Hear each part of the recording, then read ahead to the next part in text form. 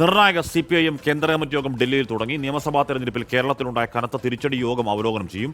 സംസ്ഥാനം നടന്ന ചർച്ചകളെക്കുറിച്ച് പ്രതികരിക്കാൻ CPIM general secretary MA baby തയ്യാറായില്ല. അല്ല, അതിനെക്കുറിച്ചൊന്നും ഇപ്പോൾ പറയാൻ കഴിയില്ല. പാർട്ടി കേന്ദ്ര കമ്മിറ്റി യോഗം കൂടാൻ പോകും. സംസ്ഥാനത്ത് നടന്ന അവലോകനത്തെക്കുറിച്ച് നിങ്ങൾ ഓരോന്ന് ഉള്ളതും ഇല്ലാത്തതും കെട്ടിച്ചമച്ചതായിട്ടെല്ലാം കൊടുത്തുകൊണ്ടിരിക്കുകയല്ലേ. അതിനെക്കുറിച്ചൊന്നും അതിനെക്കുറിച്ചൊന്നും ഞാനിപ്പോൾ പറയുന്നില്ല. അതിനെക്കുറിച്ചൊന്നും കേന്ദ്ര കമ്മിറ്റി യോഗം തുടങ്ങാൻ അതിനെക്കുറിച്ചൊന്നും ഞാനിപ്പോൾ പറയുന്നില്ല. പ്രതിപക്ഷ നേതൃസ്ഥാനത്തെക്കുറിച്ച് കേന്ദ്ര കമ്മിറ്റിയിൽ ചർച്ചയില്ല എന്ന് KK ശൈലജ പറഞ്ഞു. പിണറായി വിജയൻ മാറണം എന്നൊരു കമ്മിറ്റിയിലും ആവശ്യം ഉയർന്നിട്ടില്ലെന്നും KK ശൈലജ ആവർത്തിച്ചു.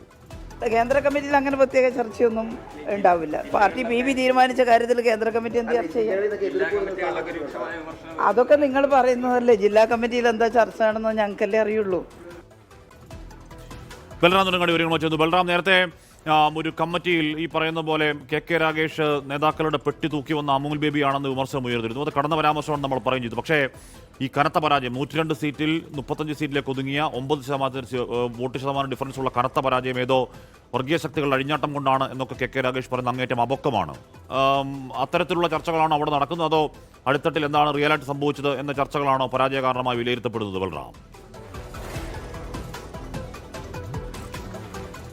ഹാഷ്മി, കേന്ദ്ര കമ്മിറ്റിയിൽ ചർച്ചകൾ ഇന്ന് ഉച്ചയോടെ ആയിരിക്കും ആരംഭിക്കുക പ്രധാനമായും. കാരണം മറ്റ് പൊതുവിഷയങ്ങൾ, രാഷ്ട്രീയ സാഹചര്യങ്ങൾ എന്നിവ ചർച്ച ചെയ്ത ശേഷമായിരിക്കും പ്രധാന അജണ്ടയായ കേരളം, ബംഗാൾ അടക്കമുള്ള സംസ്ഥാനങ്ങളിലെ നിയമസഭാ തിരഞ്ഞെടുപ്പിലെ ഉണ്ടായ അവലോകനം ഇത് നടക്കുക. കേരളത്തിൽ ചർച്ചകൾ എന്തായാലും സംസ്ഥാന ഘടകം സമർപ്പിച്ച റിപ്പോർട്ടിന്റെ ചുവട് പിടിച്ചായിരിക്കും. കഴിഞ്ഞ പോൾ ബ്യൂറോ യോഗത്തിൽ സംസ്ഥാന സെക്രട്ടറി സമർപ്പിച്ചിരിക്കുന്ന റിപ്പോർട്ടിൽ ഈ കാരണം പ്രധാനമായും ചൂണ്ടിക്കാണിച്ചിരിക്കുന്നത് UDF-ന് അനുകൂലമായി ന്യൂനപക്ഷ വോട്ടുകൾ ഏകോപിപ്പിച്ചതാണ് എന്നുള്ളതാണ്. ഒപ്പം തന്നെ വിമതർ ആണ് ഈ സംസ്ഥാന വ്യാപകമായി തന്നെ നടന്ന ചർച്ചകളിൽ, ജില്ലാ കമ്മിറ്റികളിൽ നടന്ന ചർച്ചകളിലെല്ലാം തന്നെ വിമതരുടെ സ്വാധീനം, അവരെ അന്വയിപ്പിക്കാൻ കഴിയാതിരുന്നത് അടക്കമുള്ള കാര്യങ്ങളിൽ നേതൃത്വത്തിനെതിരെ വിമർശനം ഉയർന്നിരുന്നു. എന്നാൽ ഈ സംസ്ഥാന ഘടകം സമർപ്പിച്ചിരിക്കുന്ന, കേന്ദ്രത്തിന് സമർപ്പിച്ചിരിക്കുന്ന റിപ്പോർട്ടിൽ ഇക്കാര്യം വ്യക്തമാക്കുന്നത് വിമതർ നടത്തിയത് ആസൂത്രിതമായ ഒരു നീക്കമാണ് എന്നുള്ളതാണ്. പ്രത്യേകിച്ച് പല മണ്ഡലങ്ങളിലും അത്തരത്തിൽ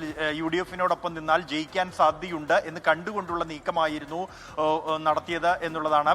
തളിപ്പറമ്പിലെ സാഹചര്യം അത് എടുത്തു പറയുന്നുണ്ട് ആ റിപ്പോർട്ടിൽ എന്നാണ് നമുക്ക് ലഭ്യമാകുന്ന വിവരം.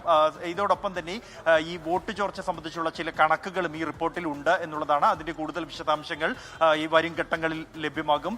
എന്തായാലും സംസ്ഥാനത്ത് നടന്ന സംസ്ഥാന സമിതിയിലും ഒപ്പം തന്നെ ജില്ലാ നേതൃയോഗങ്ങളിലും കടുത്ത വിമർശനങ്ങൾ, നേതൃമാറ്റം അടക്കമുള്ള ആവശ്യങ്ങൾ ഉയരുകയും കടുത്ത വിമർശനങ്ങൾ നേതൃത്വത്തിനെതിരെ സംസ്ഥാന സെക്രട്ടറി MV ഗോവിന്ദനും തെരഞ്ഞെടുപ്പിനെ നയിച്ച മുഖ്യമന്ത്രിയായിരുന്ന പിണറായി വിജയനുമെതിരെ ഉയർന്നിട്ടുണ്ട്.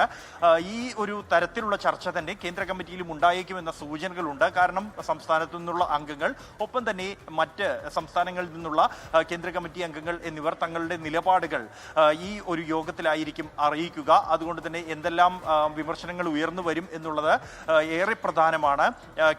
ഈ തെരഞ്ഞെടുപ്പിന് മുമ്പായി സംസ്ഥാന ഘടകം കേന്ദ്ര നേതൃത്വത്തിന് സമർപ്പിച്ച റിപ്പോർട്ടിൽ വ്യക്തമാക്കിയിരുന്നത് ഒരു തുടർ ഭരണത്തിനുള്ള സാധ്യതയുണ്ട് എന്നുള്ളതാണ്. ഭരണവിരുദ്ധ വികാരം ഉണ്ടായിട്ടില്ല എന്ന് തന്നെയാണ് ഇപ്പോഴും സംസ്ഥാന ഘടകത്തിന്റെ റിപ്പോർട്ടിൽ വ്യക്തമാക്കുന്നത് എന്നുള്ളതും ശ്രദ്ധേയമാണ്.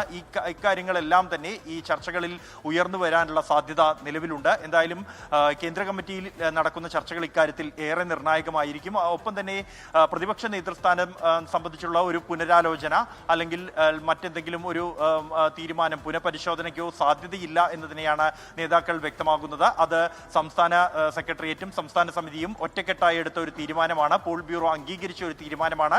അതിൽ പുനഃപരിശോധനയില്ല എന്നുള്ളത് തന്നെയാണ് നിലപാട്. അതുകൊണ്ട് തന്നെ അക്കാര്യം ഈ കേന്ദ്ര കമ്മിറ്റിയിൽ ഉയർന്നു വരാൻ ഇടയില്ല. എന്തായാലും അതേസമയം സംസ്ഥാന നേതൃത്വത്തിനടക്കമുള്ള കടുത്ത വിമർശനങ്ങൾ ഈ ഒരു യോഗത്തിലും ഉയർന്നു വരാൻ തന്നെയാണ് സാധ്യത. ഹഷ്മി, LDF-ന്റെ ചരിത്രത്തിലെ ഇന്നേവരെയുള്ള ഏറ്റവും വലിയ പരാജയങ്ങളിലൊന്നാണ്, ഏറ്റവും വലിയ പരാജയമാണത്. അപ്പോൾ അതിലും പരാജയത്തിന് കാരണം ഭരണവിരുദ്ധ വികാരമല്ല, അല്ലെങ്കിൽ ഭരണവിരുദ്ധ ഇല്ല എന്നാണ് സംസ്ഥാനം കൊടുക്കുന്ന റിപ്പോർട്ട്. അപ്പോൾ പിന്നെന്താണ് കാരണം എന്ന് കേന്ദ്ര കമ്മിറ്റി അന്വേഷിച്ച് പരിശോധിച്ച് കണ്ടെത്തട്ടെ.